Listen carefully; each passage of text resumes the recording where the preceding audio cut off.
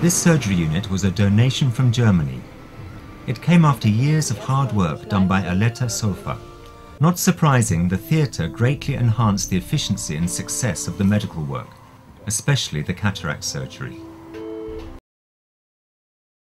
Of the corneal scarring, of which we see many, we probably see between 20 and 50 a day. Probably 90% could have been avoided just by getting trachoma treatment early. So that's a first. Seeing so much trachoma and so much corneal scarring and so many people that are blind. These lashes, what we can do is maybe teach the young children in the family to try and pull these out with tweezers or something. You know, if they can afford something like a tweezer. And then obviously of all the cataracts we've seen, it's a treatable blindness, so we've treated quite a few of them. The first few patients reacted with a subdued joy and surprise when their eye pads were removed.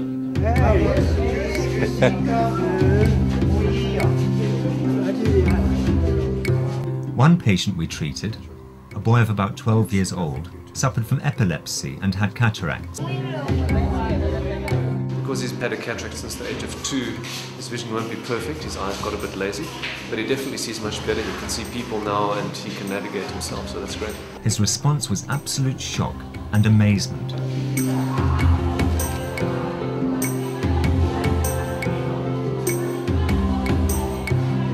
Mamona, Mamona.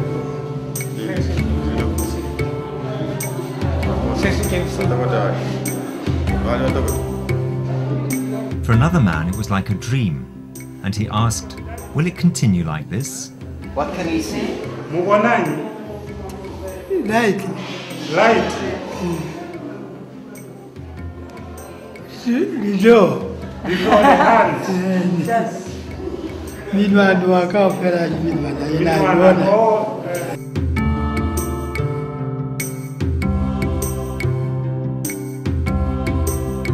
I saw a little old man who was so afraid. He was shaking.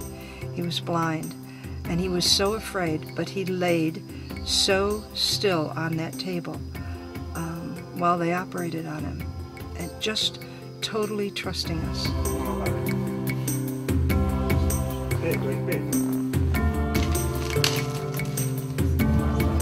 And in the end, when he could see, he danced.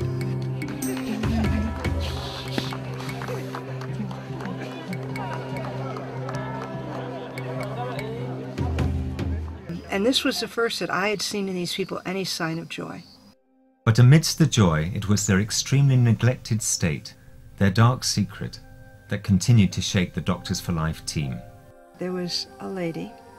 She came for a cataract operation. And after the operation, we asked her name. It was Cunhada. And we asked, "What does that mean?"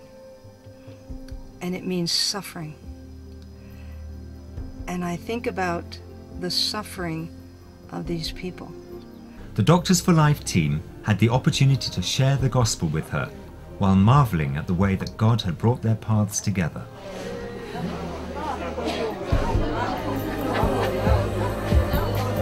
She too received her sight again.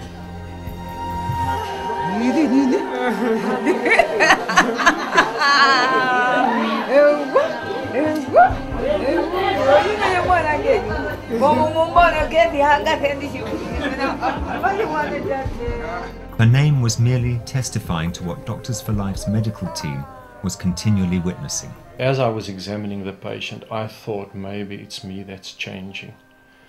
But somehow the absolute desperate state of the people, their health conditions, the advancement of the pathology, their poverty, affected me to the extent of affecting me emotionally seriously.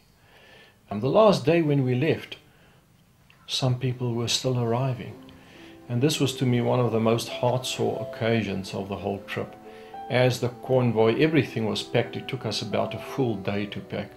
As the convoy started moving out, we saw this old person, a woman or a man, coming in on a canoe being pulled by 2 oxen, 2 boys leading the oxen in the front, and they were still about 50 meters away from us, and they saw the cars leaving. As they came closer to the building, they saw the cars leaving, and they stopped and they looked at us, and then they dropped the ropes of the oxen and they turned around and they just stood there following the vehicles with their heads as we drove off.